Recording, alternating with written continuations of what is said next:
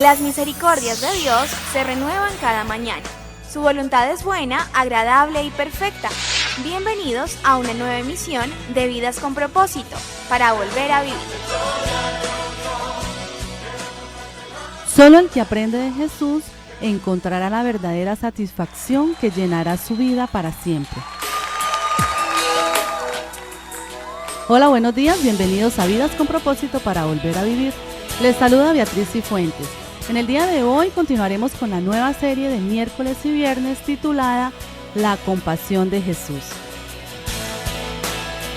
Y compartiremos la segunda parte del tema La compasión de Jesús lo llevó a enseñar.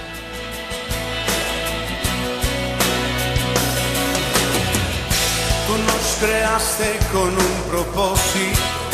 Hoy responderá a este tema nuevamente el pastor Ángelo Becerra, pastor de la comunidad Vida con Propósito de las Asambleas de Dios de Colombia. Pastor Ángelo, buenos días. Beatriz, muy buenos días y buenos días a todos nuestros oyentes que pues todos los lunes, miércoles y viernes nos están escuchando.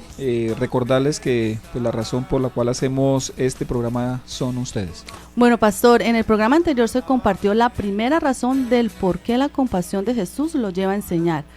Pastor Ángelo, ¿cuál fue el motivo? El motivo es porque Marcos 6:34, vea lo que dice. Cuando Jesús desembarcó y vio tanta gente, tuvo compasión de ellos, porque eran como ovejas sin pastor. Y vea lo que sigue diciendo Marcos. Así que comenzó a enseñarles muchas cosas. Entonces vemos con claridad en este versículo que la compasión de Jesús lo llevó a enseñar. Pues nosotros sabemos por el resto de información que dan los evangelios que también la compasión de Jesús lo llevó a sanar, lo llevó a dar de comer, lo llevó a liberar a los que estaban siendo oprimidos por el diablo. Pero aquí Marcos enfáticamente dice que la enseñanza es parte fundamental en la compasión de Jesús. Lo que nos quiere decir Marcos de alguna manera es que las enseñanzas de Jesús son la forma más alta de compasión ante las necesidades de las personas. Según el contexto histórico y religioso de la época, las multitudes a las que se refiere Marcos aquí son judíos, es gente judía. Ellos están siendo víctimas de una opresión de la élite religiosa. La religión les ha puesto unas cargas muy pesadas. Sus dirigentes, los que habían sido llamados a guiar y a cuidar de sus vidas espirituales, más bien lo que estaban haciendo era explotándolos, extorsionándolos y presionándolos con las prácticas propias del judaísmo. Entonces viene Jesús con su enseñanza y debido a esa compasión los libera por medio de esa enseñanza. ¿Qué otro aspecto nos transmite Jesús por medio de su compasión a sus seguidores? Bueno, lo segundo es que la enseñanza de Jesús, que es una expresión de su compasión, nos capacita para vivir una vida con propósito. Sin Jesús, pues imposible que alguien tenga propósito en la vida. Pues va a vivir, obviamente, no podemos decir lo contrario, pero no va a vivir una vida con propósito, no al menos lo que Dios quiere para esa vida. Pastor, me gustaría que nos recordara con más detalle lo que se vio en el programa anterior, sobre lo que es una vida sin propósito para tener claro que sí lo es. Bueno, qué bueno que usted me permite hacer un recorderis de lo que compartió en el programa anterior el pastor William Alarcón.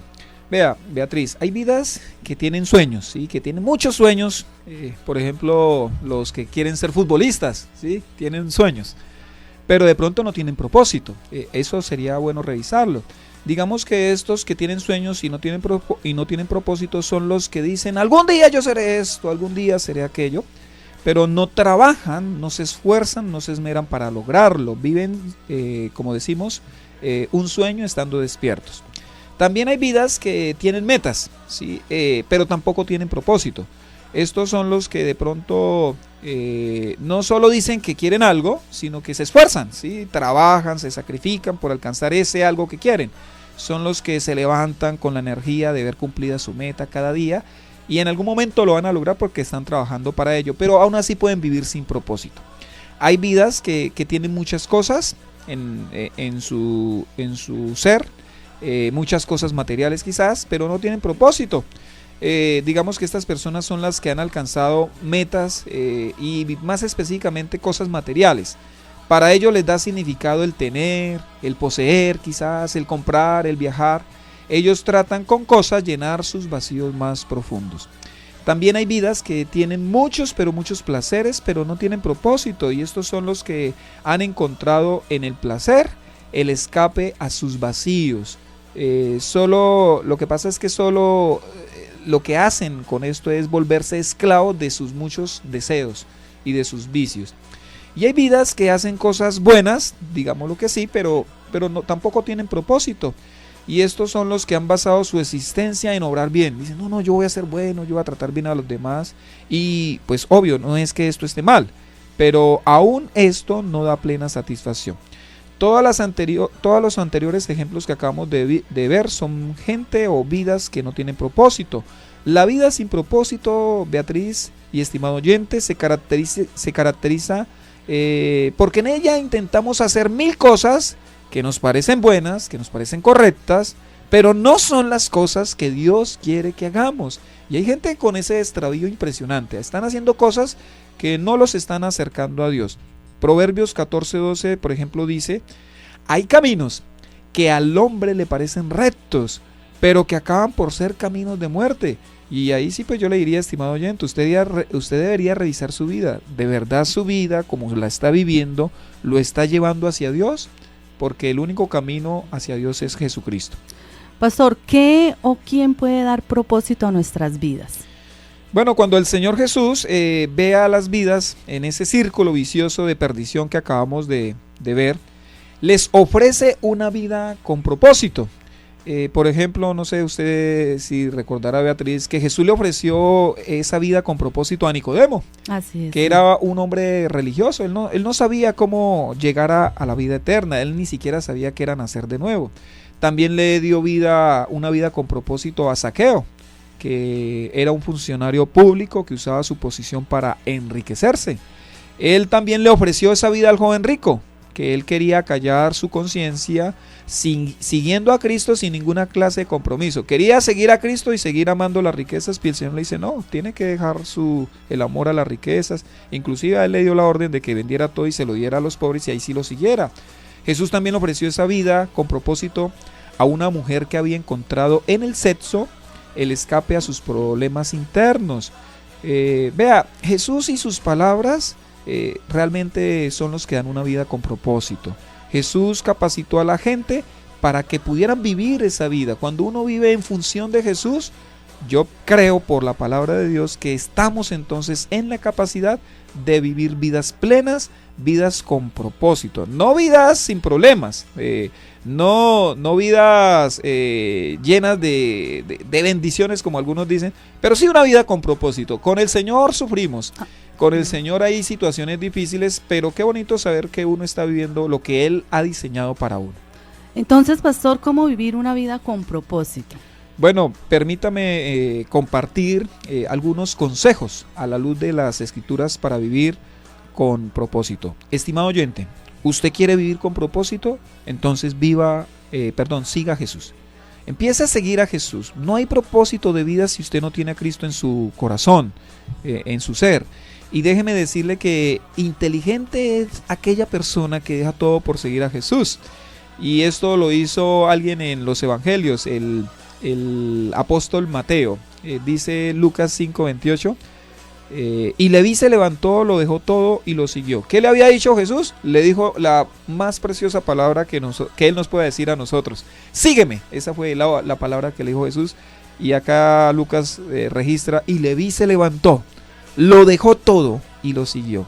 Si alguien no lo deja todo por seguir a Cristo, pues está actuando con la más grande de las necedades, a la vez que está demostrando que ese algo a lo cual él se está aferrando, para él es más grande y más valioso que el mismo Cristo. Vea lo que dice Lucas 14:26.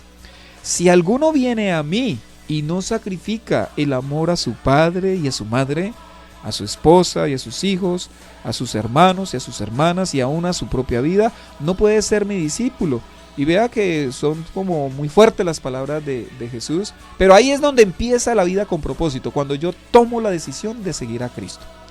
Lo segundo, para vivir una vida con propósito, estimado oyente, es valore la palabra de Dios. Y yo le pregunto, ¿usted valora la palabra de Dios? ¿Dónde el hombre puede encontrar el propósito de su vida si no es en las palabras del Señor, en las palabras de las Escrituras? Vea lo que dice Juan 6:68. Señor, contestó Simón Pedro, ¿a quién iremos? Tú tienes palabras de vida eterna. ¿Qué valor el que le da el apóstol Pedro aquí a las palabras de Jesús? Jesús, al ver que hay gente que lo sigue porque él da comida, ¿sí? Porque Jesús hasta eso da, comida, ¿sí? Entonces Jesús le dice, ustedes me siguen porque yo multipliqué y les di de comer. Y el Señor los confronta. Entonces algunos de sus discípulos, dice Juan, empezaron a desistir de seguirlo. Entonces Jesús se voltea y le dice a los 12, ¿ustedes también quieren irse? Y ahí es donde donde Pedro le contesta a Jesús, Señor, pero ¿a quién iremos si tú tienes palabras de vida eterna? El propósito de Dios lo encontramos en las Sagradas Escrituras. ¿Quiere vivir en el propósito de Dios? Pues, mi amado, lea la Biblia. Número 3, el consejo número 3, o para vivir una vida con propósito, usted debe renunciar a sus ambiciones personales. O sea, no se puede vivir para el propósito de Dios y para nuestras propias ambiciones. O servimos al propósito de Cristo o a nuestro propio propósito, pero no a ambos. ¿Por qué? Porque Cristo no quiere tener competencia. Y le recuerdo, mi estimado oyente, Cristo no es plato de segunda mesa. El propósito de Dios es como el matrimonio, es exclusivo y demanda toda nuestra atención. Por eso fue que Jesús dijo en Lucas 14:33, así pues cualquiera de vosotros que no renuncia a todo lo que posee no puede ser mi discípulo. Es que no se puede. Jesús no dijo no deben, sino es que no puede ser mi discípulo. Pastor, perdón, y ahí nosotros creemos que por renunciar a nuestros sueños nos vamos a sentir frustrados, pero entiendo que cuando son los sueños de Dios, el propósito de Él es el que nos va a traer verdadera paz. Así es, o sea, hay gente viviendo sus propias vidas, sí, y créame que no van a vivir a plenitud, ni van a sentir la verdadera satisfacción. Cuando uno hace el propósito de Dios, lo que Dios quiere, pues así sufra.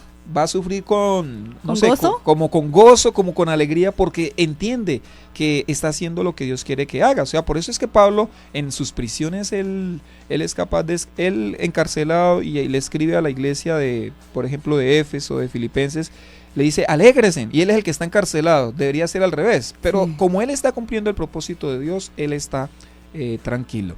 Y lo cuarto, para vivir una vida con propósito, entonces, mis estimados oyentes, vivan enfocados en lo eterno. ¿Saben qué pasa con quien a través de la enseñanza de Cristo conoce los propósitos del Señor? Vea, su amor y su pasión cambian de destino. Antes se afanaba y se preocupaba por este mundo, por las cosas de este mundo, por todo lo que ve en este mundo. Ahora entonces lo hace por la causa de Dios, por la causa del Evangelio. Su mirada ahora es el reino de Dios. Por eso fue que Jesús dijo, trabajen, pero no por la comida que es perecedera, sino por la que permanece para vida eterna. Está usted escuchando Vidas con Propósito en el dial 1020 AM de Radio Primavera, con el tema La compasión de Jesús lo llevó a enseñar. Pastor, ¿hay algún otro aspecto que nos deje ver mejor la compasión de Jesús por medio de su enseñanza? Sí, Beatriz, vea, yo creería que hay un tercer propósito o un tercer aspecto con respecto a la enseñanza de Jesús que demuestra su compasión. Y es esta, escúcheme bien, la enseñanza de Jesús nos advierte del destino eterno, ¿sí? Dice la Escritura en Lucas 12:5, repito la cita, Lucas 12:5, les voy a enseñar más bien, aquí está hablando Jesús, les voy a enseñar más bien a quién deben temer. Teman al que después de dar muerte tiene poder para echarlos al infierno. Sí, les aseguro que a él deben temerle.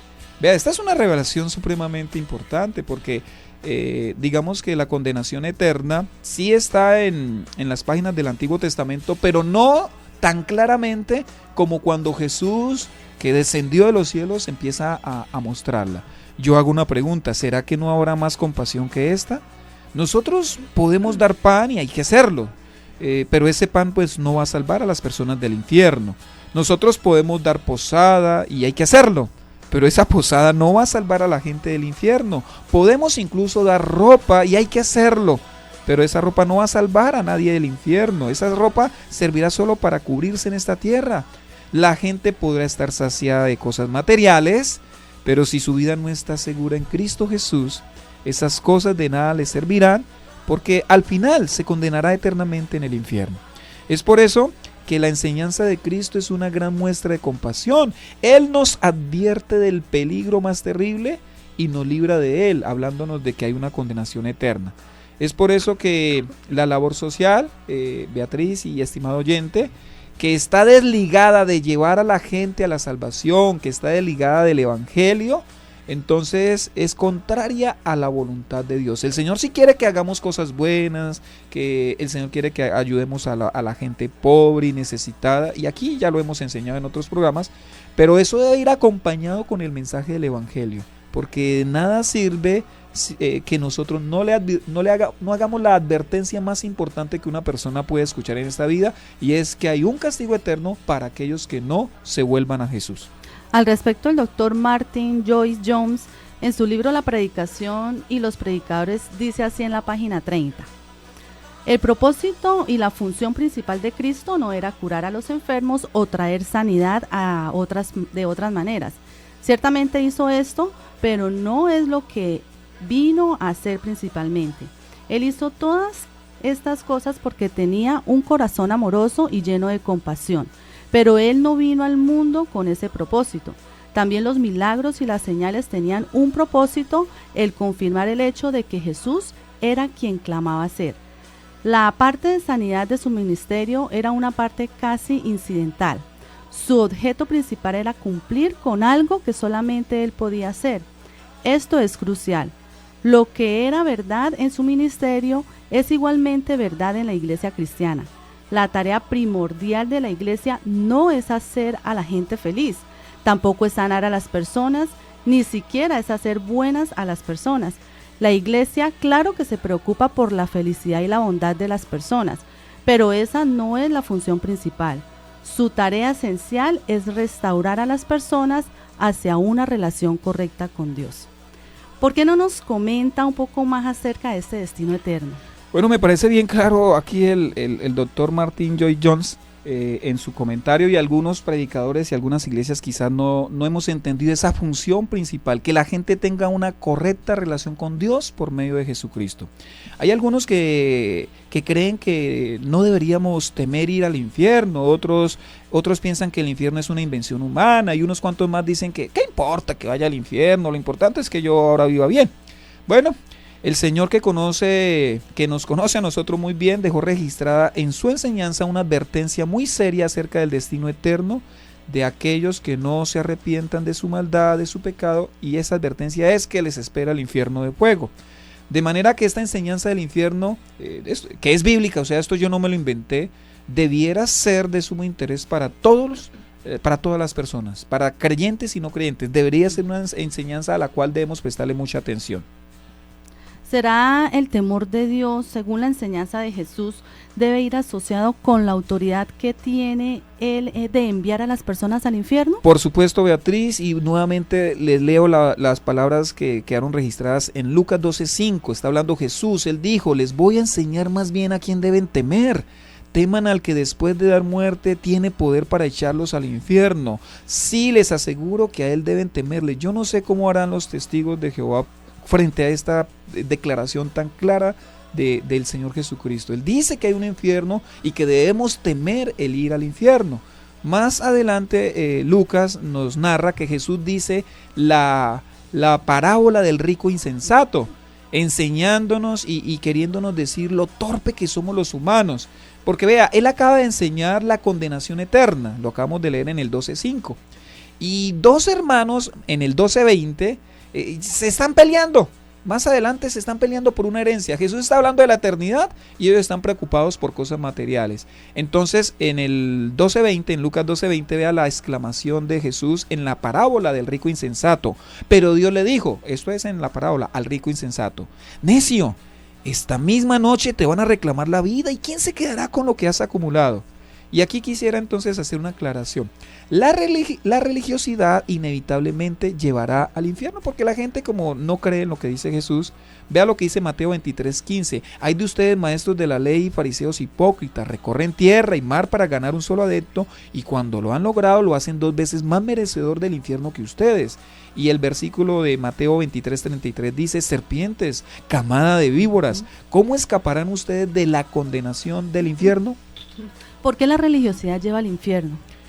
Porque, Beatriz, como ya lo dijimos, la religiosidad rechaza a Jesús, la religiosidad abraza su propio camino para llegar a Dios. Obviamente esto es un insulto a la obra expiatoria de Cristo Jesús en la cruz.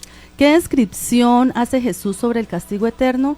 Pastor, ¿existe en el Nuevo Testamento algo que nos dé luces sobre qué aspecto que muchos evitamos escuchar y otros pues evitan enseñar sobre el infierno? Sí, vea lo que la historia de Jesús en Lucas 16, 19 al 31. Voy a leerla rápidamente, pero présteme mucha atención, estimado oyente. Está hablando Jesús: había un hombre rico que se vestía lujosamente y daba espléndidos banquetes todos los días. A la puerta de su casa se tendía un mendigo llamado Lázaro, que estaba cubierto de llagas y que hubiera querido llenarse el estómago con lo que caía de la mesa del rico. Hasta los perros se acercaban y lamían las llagas. Resulta que murió el mendigo y los ángeles se lo llevaron para que estuviera al lado de Abraham. También murió el rico y lo sepultaron. En el infierno, aquí esta palabra en el hebreo, en el griego es Hades. En el Hades, en medio de sus tormentos, el rico levantó los ojos y vio de lejos a Abraham y a Lázaro junto a él. Así que alzó la voz y lo llamó: Padre Abraham, ten compasión de mí, y manda a Lázaro que moje la punta del dedo en agua y me refresque la lengua, porque estoy sufriendo mucho en este fuego. Pero Abraham le contestó: hijo, recuerda que durante tu vida te fue muy bien, mientras que a Lázaro le fue muy mal, pero ahora a él le toca recibir consuelo aquí y a ti sufrir terriblemente. Además de eso, hay un gran abismo entre nosotros y ustedes, de modo que los que quieren pasar de aquí para allá no pueden, ni tampoco pueden los de allá para acá. Él respondió: entonces te ruego, Padre, que mandes a Lázaro a la casa de mi padre, para que advierta a mis 5 hermanos y no vengan ellos también a este lugar de tormento. Pero Abraham le contestó: ya tienen a Moisés y a los profetas, que les hagan caso a ellos. No les harán caso, padre Abraham, replicó el rico. En cambio, si se les presentara uno de entre los muertos, entonces sí se arrepentirían. Abraham le dijo: si no le hacen caso a Moisés y a los profetas, tampoco se convencerán, aunque alguien se levante entre los muertos. Según este pasaje, que algunos cerradamente lo catalogan como una parábola, ¿cuáles son las características que tiene este espantoso lugar? Bueno, el infierno, quiero decir, es un lugar preparado para el diablo y sus ángeles. Así lo dice Mateo 25:41. Dice: luego dirá a los que estén a su izquierda: apártense de mí, malditos, al fuego eterno preparado para el diablo y sus ángeles. Lo segundo que puedo decir con respecto al infierno es que es un lugar donde hay conciencia. El relato del rico y Lázaro dan cuenta que el rico sabía muy bien quién era él, quién era Lázaro y quiénes eran sus hermanos que habían quedado en la tierra. Lo tercero que yo veo en este pasaje, Beatriz, es que el infierno es un lugar donde hay tormento. Dijo Jesús en Marcos 9:47 al 48: y si tu ojo te hace pecar, sácatelo. Más te vale entrar tuerto en el reino de Dios que ser arrojado con los 2 ojos al infierno, donde su gusano no muere y el fuego no se apaga. Hay personas que están en adulterio y piensan que no va a pasar nada. Hay personas que están jugando con el pecado y piensan que no va a pasar nada. Jesús dice: corte con eso, corte con todo lo que lo lleva al pecado, corte con eso ya. Y también puedo decir con respecto al infierno que es imposible salir de ese lugar. Hablando del Hades, entonces decía, es que Abraham le contesta al rico: es que nadie puede ir para allá y de allá nadie puede venir para acá. También puedo decir que el infierno es el destino justo de aquellos que se rehúsan a arrepentirse. Abraham le dijo sí, que se arrepientan, que escuchen lo que dice Moisés y los profetas, o sea, las escrituras, que crean lo que dice la Biblia. Por más que se levante alguien de entre los muertos, no van a creer. Este fin de semana, en la comunidad Vida con Propósito de las Asambleas de Dios, el próximo domingo continuamos con la nueva serie Justificados en Cristo, con el 4º y último tema: Celebre la Justificación, en las reuniones de Piedecuesta a las 8 de la mañana en la carrera séptima número 450. Lo mismo en el Poblado, municipio de Girón, a las 8 de la mañana, y en Bucaramanga en el Colegio Americano a las 5 de la tarde. Pastor, por favor, una breve introducción al tema. Bueno, hay cristianos tristes porque no tienen esto, no tienen lo otro. Vea, deberíamos estar celebrando porque fuimos justificados en Cristo Jesús. Tenemos toda la alegría de la salvación. Lo que nos espera es el cielo, mis amados. No deberíamos estar tristes. Vamos a hablar de celebrar la justificación. Apreciado oyente, si desea comunicarse con nosotros, nos puede llamar al teléfono 316-404-3113. Recuerden que usted puede escuchar estos programas en cualquier horario, ingresando a nuestro canal de YouTube, colocando en el buscador de esta página Comunidad Vida con Propósito. Allí encontrará muchos de los temas que hemos compartido en Vidas con Propósito. Gracias por escucharnos y que sigan siendo muy bendecidos.